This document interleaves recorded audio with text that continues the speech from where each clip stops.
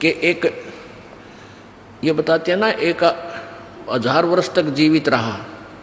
वो क्या करते थे, भक्ति करते रहते और अपने प्राणों को रोक कर रखते, समाधिस्थ रहते, 10वें द्वार पर श्वास रोक लेते हैं काफ़ी समय तक। तो इस प्रकार उनकी आयु बढ़ जाती है, लेकिन शरीर की नहीं बढ़ती। वो शरीर नष्ट होता दिखा, वो छोड़ दिया। वो क्या, कई कुछ ऐसे कबीले हैं जो जल प्रवाह कर देते हैं, अपनी कोई मृत्यु को प्राप्त हो जाता है बेटा या बेटी, तो वो क्या करते थे ऋषि, कोई युवा शरीर आ रहा होता है ऐसे बहता हुआ, तो उसमें प्रवेश कर जाते हैं। या जैसे कोई उठाकर ले जा रहे हैं, मृत्यु जवान लड़का मर गया, उसको स्वाह करने जा रहे हैं, और वहाँ जाकर के वो सिद्ध पुरुष देख लेता है, अपना शरीर छोड़कर वो घूमता रहता है। युवा लड़का देखा, उसमें प्रवेश कर गया, फिर वो कई कहते हैं भाई वो तो जीवित हो गया, तो वो वहाँ उठकर वापस आ जाते। कुछ एक का वैसे भी संस्कार ऐसे हो जाते हैं कि वो वैसे भी स्वयं भी जीवित हो जाते। तो ऐसे वो ऋषि लोग क्या करते थे, उस युवा शरीर में प्रवेश करके अपने फिर साधन करने के लिए निकल जाते थे। ऐसे काफी समय तक ये एक सिद्धि होती है जो दूसरे में प्रवेश कर सकता है। तो इस प्रकार ये आध्यात्मिक ज्ञान आपने समझना है। अब सुखदेव ऋषि 12 वर्ष का हो गया, माँ के गर्भ 12 वर्ष तक बाहर नहीं आया। अब ब्रह्मा विष्णु महेश दोनों आए, और तीनों आए, ब्रह्मा विष्णु महेश तीनों ने आकर कहा कि व्यास की पत्नी, आपके गर्भ में एक बालक है, उसको हम 2 बात करना चाहते हैं। वो 12 वर्ष से आपके गर्भ में बाहर नहीं आ रहा। तब उसकी व्यास की पत्नी ने कहा कि मुझे तो ऐसा आभास ही नहीं हो रहा कि मेरे पेट में बालक है। तब उसने शंकर भगवान ने कहा कि मैं उस दिन आया था, ये उसी दिन के बाद कुछ दिन के उपरांत इसने तेरे पेट में शरीर धारण कर लिया है। तब उन्होंने वार्ता की सुखदेव से। ब्रह्मा विष्णु महेश ने कहा कि सुखदेव बाहर आ जा महात्मा भक्त, अब 12 वर्ष तक माँ बच्चों को गर्भ में रखेंगी, ये हमारी परंपरा बिगड़ रही है भाई। 9 महीने मुश्किल हो जाते एक माँ ने बच्चे को पेट में रखना, और ये कि तूने तो रिवाज बदल दी हमारी, 12 वर्ष तक अगर पेट में सारे रहने लगे तो समस्या पैदा हो जाएगी, तू बाहर आ जा। अब सुखदेव ऋषि बोला कि भगवान, आप बाहर आते ही आप हमें अचेत कर देते हो, फिर हमें कुछ भी सुध नहीं रहती। अब मुझे पता है कि मनुष्य जीवन कितना कीमती होता है, ये केवल परमात्मा पाने के लिए, आत्म कल्याण कराने के लिए मिलता है, और बाहर आने के बाद किसी को कुछ भी सुध-बुध आपके इन गुणों के द्वारा अचेत कर देने से किसी को भी नहीं रहती। आप अपने इन गुणों को रोक लो, अपनी इस त्रिगुणमयी माया को शटऑफ करो, कुछ देर के लिए बंद करो, तब मैं बाहर आऊं। अब ब्रह्मा विष्णु महेश बोले, भाई इतनी तो हमारी भी पावर को नहीं, हमें इसने रोक सके। हम 1 सेकंड का भी 10वां हिस्सा इतनी देर रोक सकते हैं, इससे ज्यादा हमारी पावर नहीं, हम इसको रोक सके। तो सुखदेव जी बोले, इतना ही रोक लो तुम। कहते हैं, तीनों देवा थम भी माया, और सुखदेव उधर से बाहर आया। तीनों देवताओं ने या त्रिगुणमयी अपनी माया एक कहते हैं कि तीनों देवा थम भी माया, और उधर गर्भ से बाहर आया। सुखदेव सुख में उपजे राई सिंह समोए, 9 नाथ और शब्द 84 ही संग उपजे थे दोए। 9 नाथ और 84 शब्द। अब क्या बताते हैं कि सुखदेव सुख से उपजे राई सींग समोए। अब जैसे भैंस के सींग पर या गाय का सींग जैसे ऐसे खड़ा है, सींग के ऊपर और राई रख दे, सरसों जैसा दाना होता राई का, ये पहले ऐसे ही एग्जाम्पल होया करते, इस तरह की ही जो है ना कथाएं होती थी, इस तरह की कहानियां होती थी। तो क्या कहा था भगवान, इन तीनों भगवानों ने कहा था कि इतनी देर हम माया रोक सकते हैं, अपनी त्रिगुणमयी माया। जब जैसे भैंस के या गाय के सींग पर राई धर दे और जितनी देर वह राई रुके, यानी बस ये समझ लो इतनी देर। सुखदेव सुख में उपजे राई सींग समोए, नौ नाथ और सिद्ध 84 संग उपजे थे दोए। अब जब इन तीनों देवताओं ने इतनी देर माया रोकी थी, अपनी त्रिगुणमयी माया, अपने इन गुणों को स्टॉप किया था, इससे ज्यादा रोक नहीं सकते, इनको बहुत प्रेशर है। तो उस समय कहते हैं इन 94 बच्चों का जन्म हुआ था। उस समय 94 बच्चे जन्मे थे। उस मुहूर्त के, उस फ्रिक्शन के, उस सेकंड में उनको भी चेतना रह गई थी मालिक के पाने की। तो उनमें से 9 तो नाथ बन गए, 84 सिद्ध कहलाए, और जो 94वां था यो सुखदेव।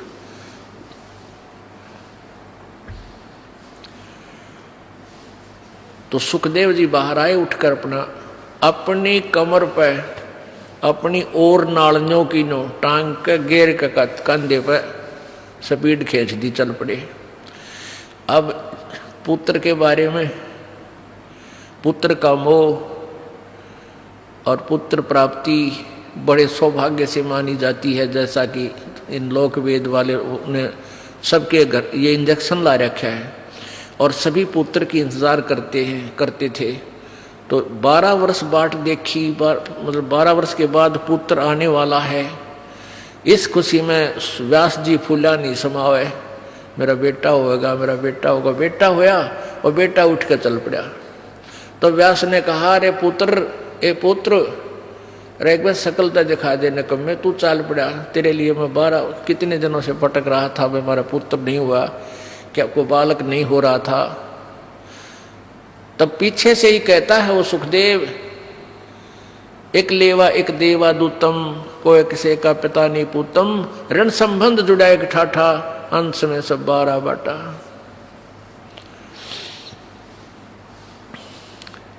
व्यास जी, सुखदेव जी कहने लगे, ऋषि जी, कोई किसी का बेटा ना और कोई किसी का बाप ना जाने कितनी बार तू मेरा बेटा बन लिया, ना जाने कितनी बार मैं तेरा बाप बन लिया, और ना जाने मैं कितनी बार तेरा बेटा बन लिया, तू मेरा बाप बन लिया। ये तो इनका पीछा छुटवाना पड़ेगा, और मैं ना देखूं तेरे का, ना मुझे भी तेरे में मोह हो गया तो फिर क्या करूँगा। इसलिए ऐसे ही निकल गया, आकाश में उड़ गया थोड़ी दूर जाके। क्यों? व्यास पीछे पीछे चल रहा था, बेटा आ जा बेटा, एक बार। अब उसने आकाश में उड़ गया। आगे जाके फिर अपनी आप और नाल काट के पत्ते पुत्ते बांध के, पहले तो बालक थे 10-12 वर्ष के, वही अड्डे जाया करते थे। तो उसने फिर अपनी साधना शुरू की। उस साधना से पिछले जन्म की बैटरी चार्ज से स्वर्ग में पहुंच जाता था सुखदेव ऋषि। यह स्वर्ग किसे कहते हैं? स्वर्ग एक रेस्टोरेंट होता है, और वहां पर साहूकार, सेठ व्यक्ति, पैसे वाले, धनी ही जा सकते हैं, ना रेस्टोरेंट में गरीब व्यक्ति का नहीं जा सकता। जिस तरह पूंजी को ना, जिसके पास पैसे हैं वो धनी है, वो किसी भी जाति वर्ग का है, यानी यहाँ किसी वर्ग से नहीं, धनी से मतलब है। तो जैसे यहाँ राम नाम के यानी सिद्धि भक्ति पुनों के जो धनी हैं वो स्वर्ग जाते हैं, और स्वर्ग के अंदर अपने पुनों को अक्षीण करके फिर वापस आ जाते हैं। स्वर्ग एक रेस्टोरेंट समझ लो, एक होटल समझो। जैसे गर्मियों के दिनों में यहाँ हरियाणा, राजस्थान, उत्तर प्रदेश, पंजाब, मध्य प्रदेश आदि क्षेत्रों में भयंकर गर्मी पड़ती है मई और जून में। और जिसके पास कुछ पैसे हैं, एक्स्ट्रा सेठ है, धनी है, वो 2 महीने कुल्लू और मनाली हिली स्टेशन यानी पहाड़ी क्षेत्र में चले जाते हैं। वहाँ रेस्टोरेंट यानी होटल में कमरा किराए पर लेते हैं, और वहीं खाना खाते हैं, और 2 महीने 10-20 हज़ार रुपये जो वो लेके जाते हैं, उन 10-20 हज़ार रुपये को वहाँ खर्च करके और फिर वापस अपने कर्म क्षेत्र में आ जाते हैं जहाँ उनकी दुकान, बिजनेस, व्यापार है, और वहाँ 20 हज़ार रुपये अपने खा खर्चाए, बर्बाद कराए। अब फिर नए सिरे से फिर माया जोड़ो, 20-30 हज़ार रुपये बच जावे तो फिर कुल्लू मनाली अगले वर्ष फिर गर्मियों में चले जाओ, और फिर जेब कटवा के फिर वापस आ जाओ। तो कहने का भाव ये है कि ये स्वर्ग जो है ये एक रेस्टोरेंट है, और वहाँ यहाँ के पुण्यकर्मी प्राणी ही यहाँ इकट्ठी की हुई माया, धन, पुण्य, उनके आधार से स्वर्ग जाते हैं। तो ये स्वर्ग जैसे प्रत्येक शहरों में रेस्टोरेंट होते हैं, होटल होते हैं, तो एक तो कॉमन स्वर्ग है जिसका राजा इंद्र है, और प्रत्येक भगवान, जैसे भगवान ब्रह्मा, भगवान विष्णु, भगवान शिव जी की अलग से राजधानियां हैं, वहां पर भी एक स्वर्ग है। वो इस कॉमन स्वर्ग से भी अच्छा रेस्टोरेंट वहां अलग से है।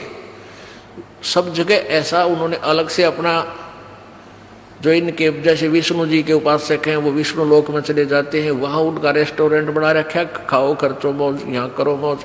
और फिर ऐसे विष्णु के उपासक विष्णु लोक में चले जाते हैं उनकी राजधानी में, तो वहाँ भी रेस्टोरेंट यानी स्वर्ग है।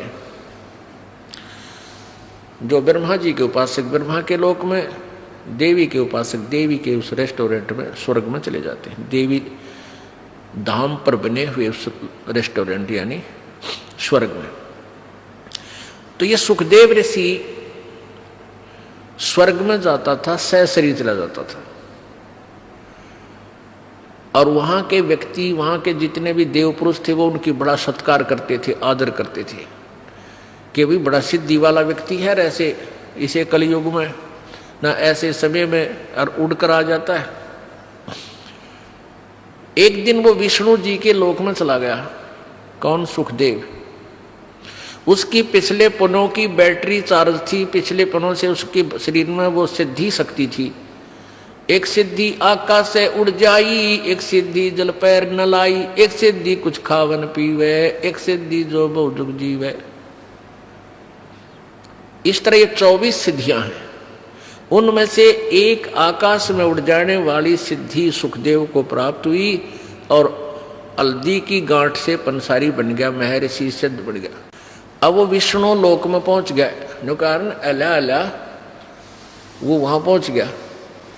अब जो ही विष्णु लोक में वो पहुंचा तो वहां स्वर्ग में पहुंचा, उस रेस्टोरेंट यानी रेस्ट हाउस में, वो वीआईपी रेस्ट हाउस। वहां जाकर उसने पहरेदारों से, नौकरों से, पार्षदों से कहा कि मैं पृथ्वी लोक से आया हूं, सुखदेव ऋषि मेरा नाम है, और मैं स्वर्ग में जाना चाहता हूं। अब उनने वहां जो गेट कीपर थे, सेवादार थे, पहरेदार, पौलिया बोलते हैं, यानी जो डोडी में जो बैठे रहते हैं, उनसे जाकर कहा तो वो कहने लगे जी ठीक है, आओ ऋषि जी, आपके गुरुजी कौन हैं? अब वहां जाकर पता चला इनको, जैसे अगर मान ले को डुप्लीकेट गुरुजी भी होगा किसी का, उसको वापस भेज दिया जाएगा, और गुरु नहीं है तो भी। तो उसने वहां पूछा कि तुम्हारा आप जी का गुरुजी कौन है, फिर वो रजिस्टर में मिलाओगे वो मान्यता प्राप्त है कि नहीं है। सुखदेव ऋषि कहने लगा मेरा कोई गुरु नहीं है। पार्षद बोले ऋषि जी फिर आपको अंदर जाना अलाउड नहीं है। अब सुखदेव ऋषि कहने लगा क्यों भाई, ऐसी कौन सी बात है, गुरुजी बनाना क्या आवश्यक है, जब मैं बगैर गुरु बनाए ही यहाँ आ गया हूँ, गुरु बनाए हुए भी यहाँ आते हैं। तो वो बोले जी हमने तो इस बात का पता नहीं क्यों आवश्यक है क्यों नहीं, पर आदेश भगवान विष्णु जी का है कि जिसका गुरु नहीं है वो स्वर्ग में प्रवेश नहीं कर सकता, इस रेस्ट हाउस में नहीं जा सकता। सुखदेव बोला भाई मैं भी ये बैठ गया यहाँ पर, और कह दो भगवान ने मैं स्वर्ग में जाऊंगा, नहीं मेरी बात कराओ, तुम अपने घर से बना रखी तुमने ये बातें, या मेरी बात कराओ भगवान से। वो पर जो पहले वो नौकर थे, सेवक थे, दास थे, वो गए भगवान के पास के प्रभु एक सुखदेव नाम के ऋषि आए हैं, पृथ्वी लोक से, उनका कोई गुरु नहीं है और वो